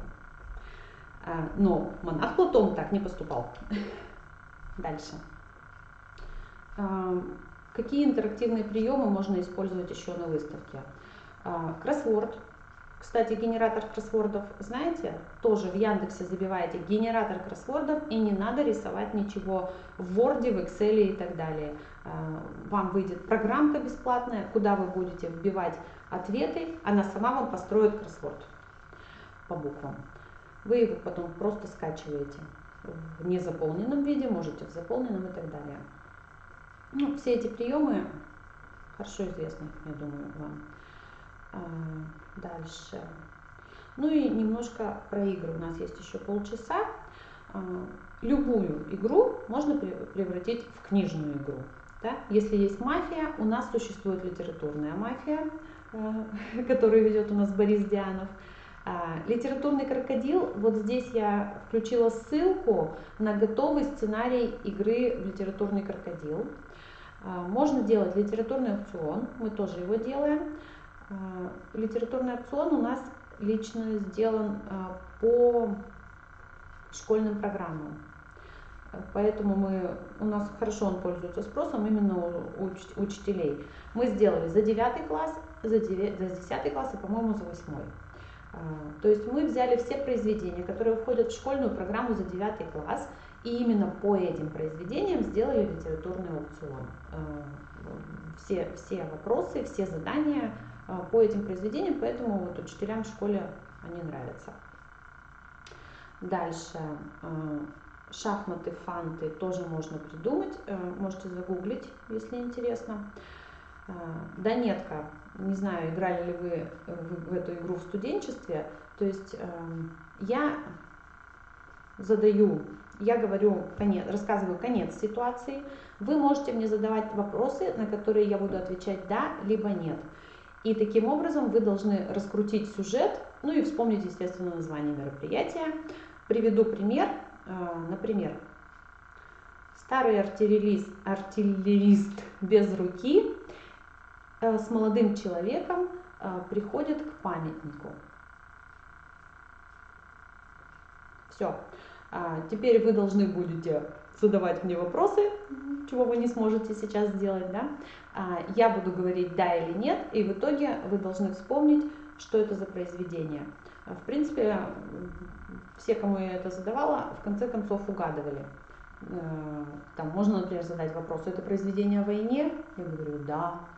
Вы говорите, там, спросите меня что-нибудь, Ваня не хочет. В общем, это произведение о Зоре-стихиях.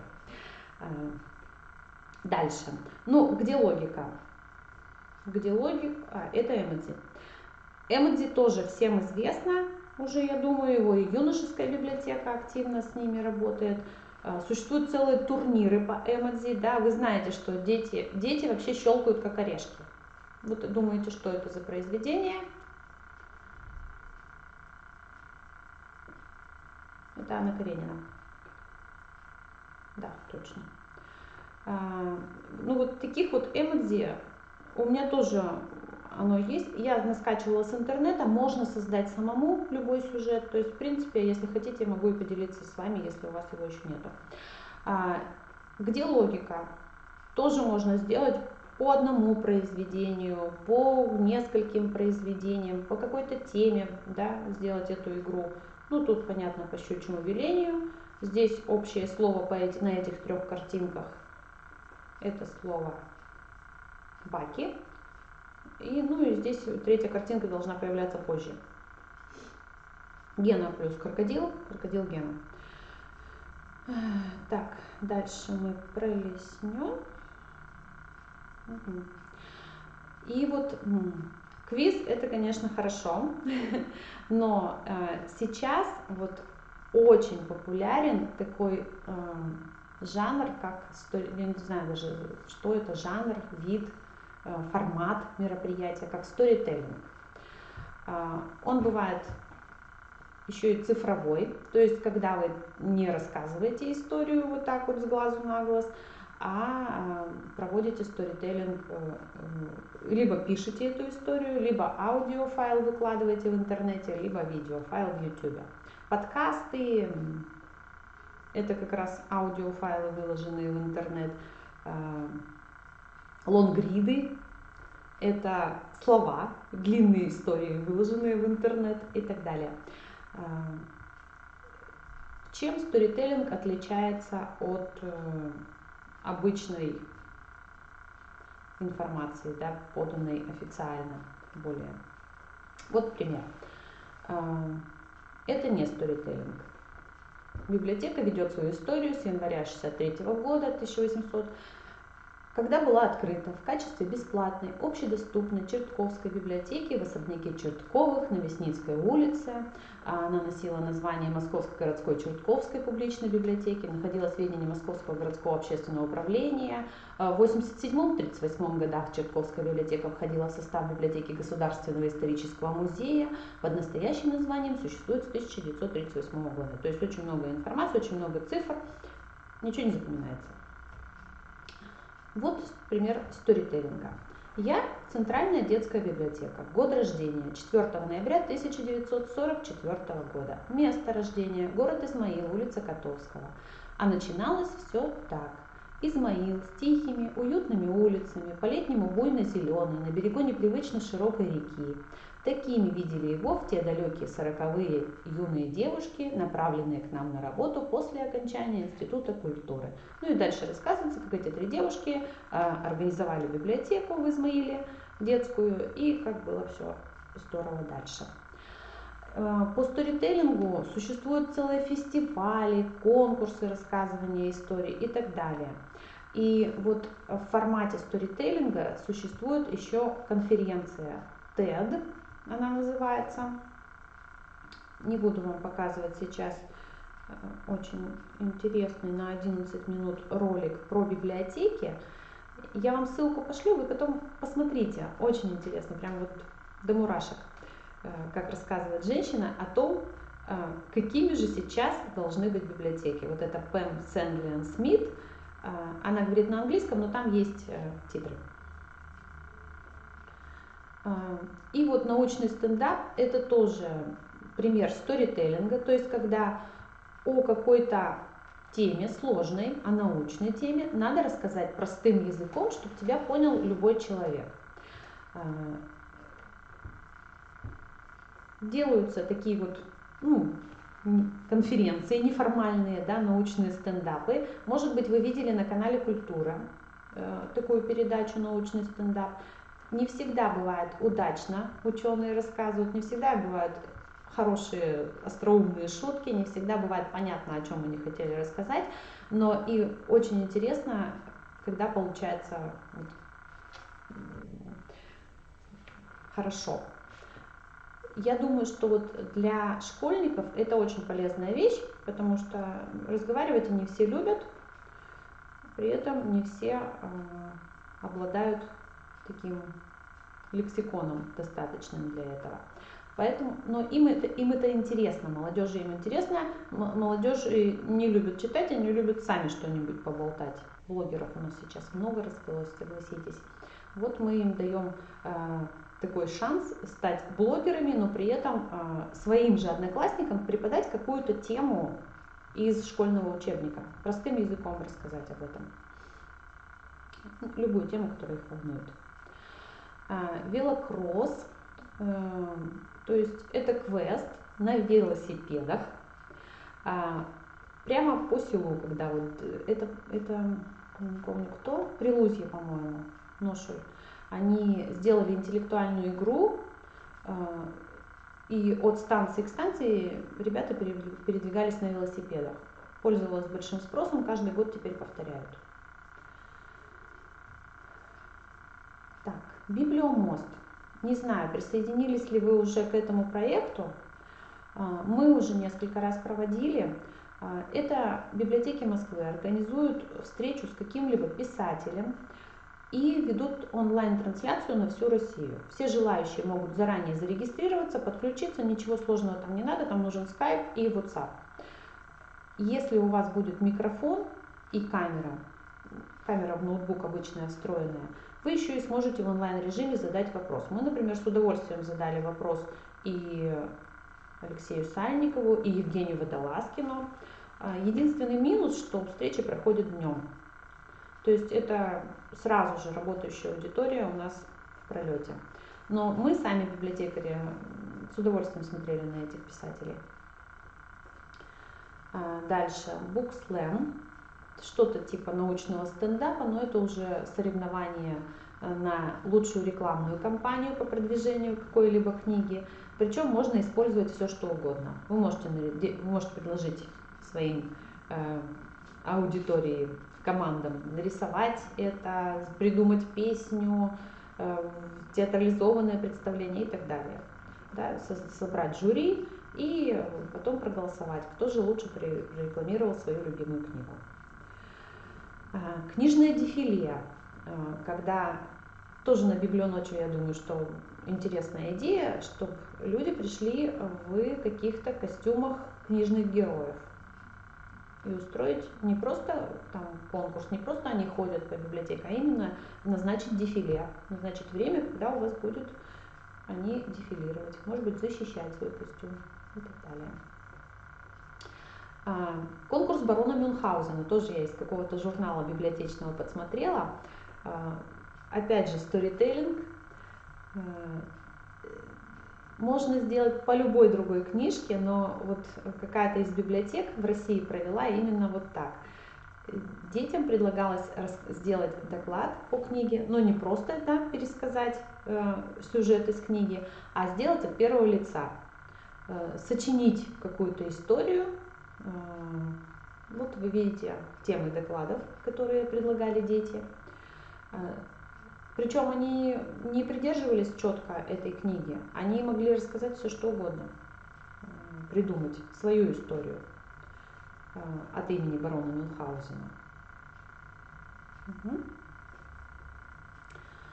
Литературное лото.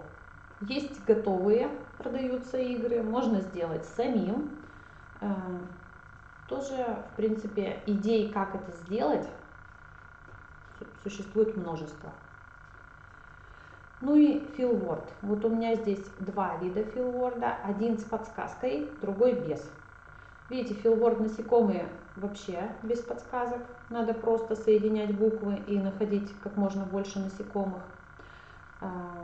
Второй вид филворда с подсказками, например, спящая. Понятно, что красавица, ищем уже здесь красавицу. Снежная королева, ищем слово королева. Тоже можно использовать либо как одно из заданий, например, на вашей выставке, либо как один из этапов в литературном аукционе. Ну, квизбук мы с вами уже посмотрели. Еще один такой тренд. Я уже сказала, что молодежь сейчас не любит читать, молодежь любит разговаривать сама что-то там рассказывать. И вот сейчас такое движение, как фанфики. Может быть, вы слышали об этом? Есть несколько сайтов даже в интернете. Фанфики — это фанаты пишут свое продолжение истории. Почему у меня здесь картинка с Гермионой и вот этим вот мальчиком, которого зовут Малфой? Потому что очень много фанатов пишут продолжение о том, как они полюбили друг друга. Чего в книжке не было, как вы помните, ни в книге, ни в фильме. И вот они сочиняют эти фанфики, выкладывают на сайты. Почему бы не сделать тоже самим конкурс фанфиков по какой-либо книге? Про ту же войну, мне кажется, было бы интересно. Потому что про Чапаева же все говорили, что неправильно кино кончается. Взять книгу про войну, предложить, придумать самим историю. Для этого им как минимум надо будет прочесть эту книгу. И еще одна интересная вещь, тоже уже не новая. За границей очень многие библиотеки уже используют чтение с библиотечной собакой. В Москве есть такое. И даже у нас Усинск, вот буквально видите, 15 марта организовал такое чтение. Посмотрите, как собака внимательно слушает, какая она молодец. Единственное, что вот дети сидят на стульях, да, а мне кажется, вот здесь, это московская фотография, где дети сидят прямо на полу, как-то более неформальная обстановка. Ближе к собаке находится. Да? То есть, почему это сделали? Это началось с Финляндии. Почему начали читать дети собакам? Потому что у очень многих детей сейчас проблемы с чтением. Да? Мы знаем, что они читать не любят, не умеют, они с картинки воспринимают гораздо больше информации, но читать надо их как-то заставить. И для того, чтобы создать ситуацию успеха, им нужен внимательный слушатель. Вот собака специальная, та, которая действительно вот спокойная по характеру, которая любит, ориентирована на человека, она может очень внимательно слушать ребенка, все, чтобы он ей не читал. И таким образом дети перестают стесняться и развивают свои навыки чтения. Дальше. Мы сейчас стараемся не делать простые мастер-классы. То есть, когда дети пришли и что-то там смастерили своими руками, это здорово, но все-таки мы пытаемся привязать это к книжке, к книге. Мы, например, прочли книгу про мышку и после этого уже смастерили мышку. Либо взрослый человек читает эту книгу, а дети в это время рисуют, мастерят, клеят и так далее. То есть даже простые мастер-классы все-таки мы не делаем без книги. Волшебный мир театра. Это я тоже из какой-то журнальной статьи библиотечной, наверное, скопировала.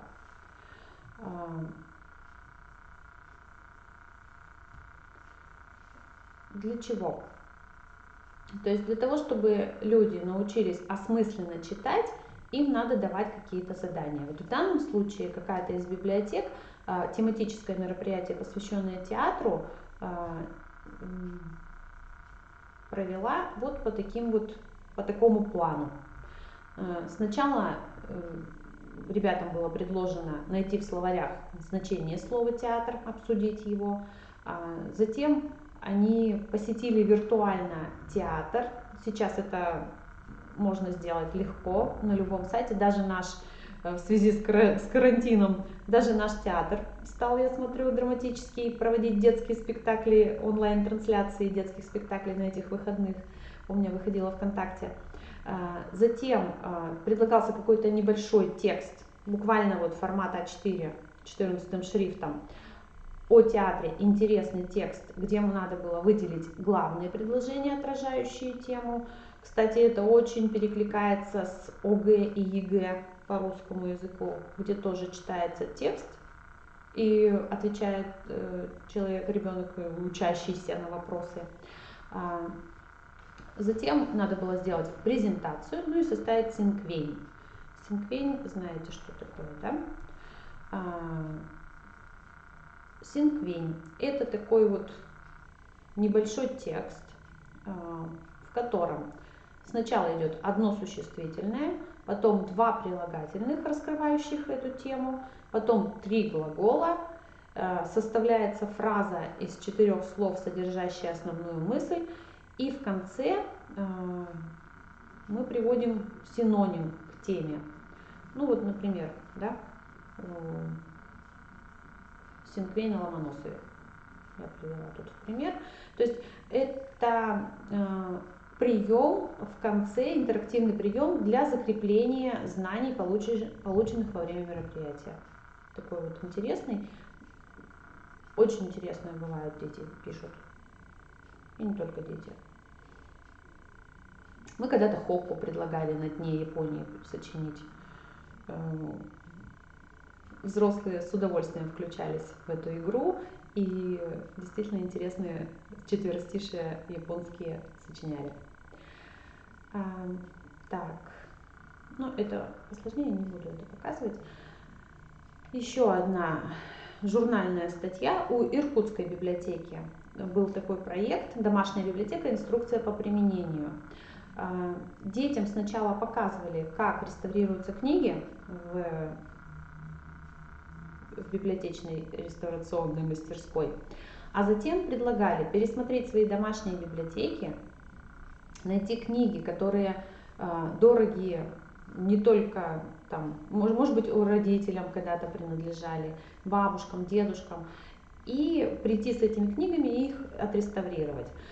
И получилось так, что пока дети рылись в домашней библиотеке, к ним присоединялись взрослые, которые рассказывали: боже, да это же моя любимая детская книжка, я ее в детстве прочел 148 раз, и начинали читать вместе вслух, и в конце каждый ребенок из этой мастерской, он написал небольшое эссе. действительно были интересные результаты. Не только они начали читать книги, а прочесть книгу, та, которая была любимой книгой твоего отца в детстве, я думаю, что это хорошая мотивация. Но и они отмечали то, что они сближались со своими бабушками, дедушками, со своими родителями. То есть вот такой эффект еще получился от этого проекта. Интересный проект. Нижегородская детская библиотека. Они проводят вот, обучающие мероприятия на основе книг издательства Паулсон. Я знаю, что у нас в республике тоже, ну, в нашей библиотеке, например, есть очень много вот подобных книг. Вроде бы это комиксы, да, но это комиксы все равно не, они обучающие, они просветительские, то есть и детям нравится по ним их читать. И по ним можно сделать интересные мероприятия. Так. Это QR-кодом. Я надеюсь, тоже вы умеете пользоваться. Вот на нашей выставке, посвященной новомученикам, на каждом роллапе есть QR-код. Если поднести телефон к этому QR-коду, вы выходите на наш сайт, нашей библиотеки, именно на страницу, посвященную этому новомученику, где информации больше, чем на роллапе. И у нас некоторые вопросы были сформулированы так, что на роллапе ответа было не найти, надо было выйти на сайт. QR-код делается очень просто.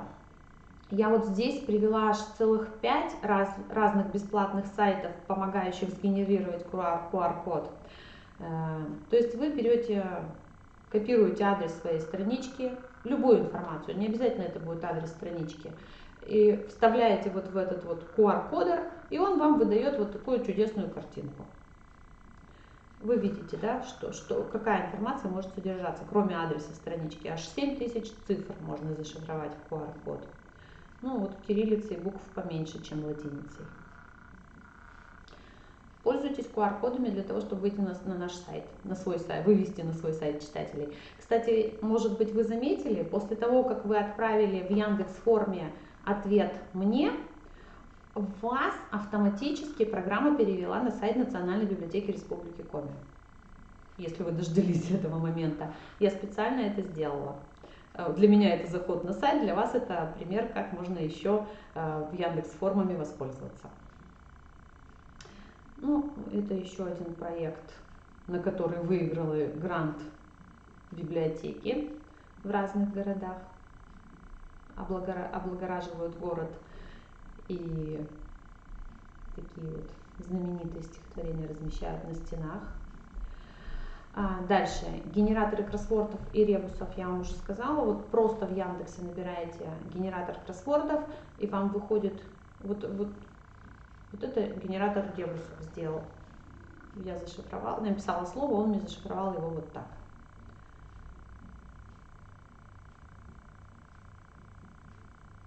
Я, правда, не помню, что это за слово. Ласточка. Это слово ласточка, точно. Так, у нас есть еще 10 минут. Если появились какие-то вопросы, вы звоните. Какие еще? Вот вообще существует огромное множество бесплатных сайтов. И вот сейчас на форуме я ходила на площадку, посвященную сторителлингу в музеях, и был очень интересный молодой человек из музея Петергофа, который тоже рассказывал про бесплатные программы, которыми они пользуются у себя в Петергофе. И он сказал, что некоторые бесплатные программы работают лучше, чем платные. То есть он там привел программу в пример, которая работает лучше, чем Photoshop, имеет больше функционала, чем даже Photoshop. И в принципе освоить эти программы сейчас не очень сложно. Там кнопки все более-менее понятные. Другое дело, что большинство из них на английском языке. Но я вас уверяю, молодежь разбирается вполне. Дальше. Вот еще один сервис для викторин, тестов и опросов, Kahoot. Онлайн-выставки можно делать вот в таком сервисе, Padlet. Сейчас я покажу, как это выглядит.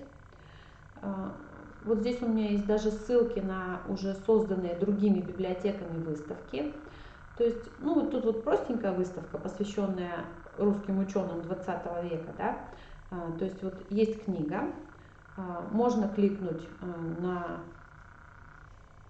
любое из этих окошечек, где-то выйдет фильм из YouTube об этом ученом, где-то выйдет ссылка на книгу об этом ученом, где-то выйдет его портрет, где-то выйдет ссылка на сайт, где написано о его изобретении. То есть вот такая вот виртуальная выставка. Посмотрите примеры, там есть интересные примеры. И Playcast. Playcast — это такие открыточки. Может быть, вы помните, когда-то мы все друг другу посылали эти открыточки, да и сейчас в WhatsApp кидают. Интерактивная открыточка, когда ты там кликаешь и начинает там свет зажигается в доме, потом там снежок начинает идти, елочка загорается и так далее. Слова какие-то появляются с поздравлениями. Что сделали в Усть-Куломе? Они на этом плейкасте сделали экскурсию в дом Вениамина Тимофеевича Чисталева. Родственники не пускают в этот дом людей, да, практически не пускают. А вот сейчас, благодаря Усть-Куломской библиотеке, мы можем зайти в этот дом виртуально. И они вот сделали, вот если вы кликаете на стрелочки вот наверх, вас поднимет на второй этаж, там можно будет перейти, но мы не будем сейчас переходить, потому что времени осталось уже совсем 5 минут. Если вы накликаете на буковку «И», информация, на коме и на русском языке выходит объяснение, да, например, в гостиной вся большая семья собиралась вместе, здесь же принимали гостей, в центре стоит большой стол, вдоль стен длинные скамейки, лавки. То есть какие-то текстовые описания, причем на коме и на русском языке. Классная идея, конечно, можно было бы над воплощением еще поработать, там шрифтами поиграться и так далее, но в принципе для меня, которая никогда не побывает в настоящем доме, было очень интересно посмотреть, как же он жил. Так, эти я показывать не буду. Это тоже бесплатные сервисы для создания выставок. И вот такое еще изобретение Makey. Оно, этот приборчик, он помогает сделать клавиатурой любой предмет, который более-менее пропускает ток. Например, там пластилин, человеческое тело, бананы люди подцепляют. То есть вот с помощью этих проводов и вот этого приборчика, сейчас расскажу одну идею, которую сделал как раз тот самый музей Петергофа. Они сделали картинку леса, посадили птичек, и когда ребенок прикасается к какой-либо из птичек, раздается голос этой птички. То есть вот с помощью вот этого нехитрого устройства они все это смастерили сами. Оно, правда, само устройство стоит денег. Вот, но можно написать какой-нибудь проект и сделать его. О живых страницах в проекте Фёклы Толстой, наверное, вы слышали. Можно загрузить это приложение и читать книги на русском языке. И плюс проверять себя, играть в какие-то игры, проводить параллели, там, искать, когда пересекались герои, ну и так далее. Не буду тоже на этом подробно останавливаться. Еще один интересный сайт у журнал Эксмо, у издательства Эксмо. Они выкладывают такие тесты, которые вы тоже можете у них стырить и использовать для себя в массовой работе. Например, отличите вы детскую книгу от взрослой. Очень интересный тест. Сейчас не вспомню. Не буду. Ладно. Дальше. Еще один сайт, PubMamBook. Это сайт, на котором родители советуют друг другу какие-то книги, новые современные детские книжки. Дальше. Еще один сайт, Полка. Здесь классические произведения, но интересные параллели проводятся, интересные вопросы задаются и ответы на них приводятся. Тоже можно как идею для своих мероприятий использовать. Я разговаривала с председателем метода объединения учителей русского языка и литературы, и она сказала, что вот нам было бы интересно, если бы вы делали для наших детей такие мероприятия, чтобы им захотелось прочесть классику. То есть, говорит, современные произведения это, конечно, хорошо, но нам-то нужно, чтобы они прочли программные произведения. Ту же «Войну и мир», которую никто из детей не читает. И вот здесь про «Войну и мир» есть очень интересные факты, которые могут побудить детей читать. Вот, например, у нас сейчас есть заказ про Бородино. Как сказал Дмитрий Быков, весь мир знает о Бородине из книги «Война и мир», хотя на самом деле события происходили вовсе не так. И вот нас сейчас попросили сделать именно мероприятие, на котором провести параллели, как это было на самом деле и как это описано в романе Толстого «Война и мир». Может быть, это побудит людей читать этот роман. Ну и партиципаторный музей, книга Нины Саймон, мелким шрифтом куча страниц, что-то 400 с чем-то, и на каждой странице можно найти интересную идею для себя, идею интерактивной выставки. Так, ну и еще одна книга, из которой можно тырить идеи как для выставок своих. Юлия Щербинина «Время библиоскопов». Книжка не о выставках, но когда читаешь, все время рождаются какие-то интересные идеи. У нас она тоже есть. Можете... она, кстати, есть в интернете бесплатно. Вот, 11:59, мы уложились. Вопросов, если будут какие-то вопросы, вы можете найти меня ВКонтакте, я отвечаю практически сразу. Галина Поташева меня зовут. По квизу я выложу все на Яндекс.Диске и кину ссылку через Марину Николаевну. Хорошо? То есть, если вас заинтересовали квизы, 12 просмотров, то вы можете написать мне, я вам кину ссылку, вы можете скачать этот квиз и попробовать его провести. Единственное, что перед тем, как проводить квиз, я все-таки советую побольше узнать, не знать не только ответ на вопрос, но и как-то вот побольше информации об этом узнать. Угу. Все, спасибо за внимание, надеюсь, это были полезные 2 часа времени. Все, спасибо.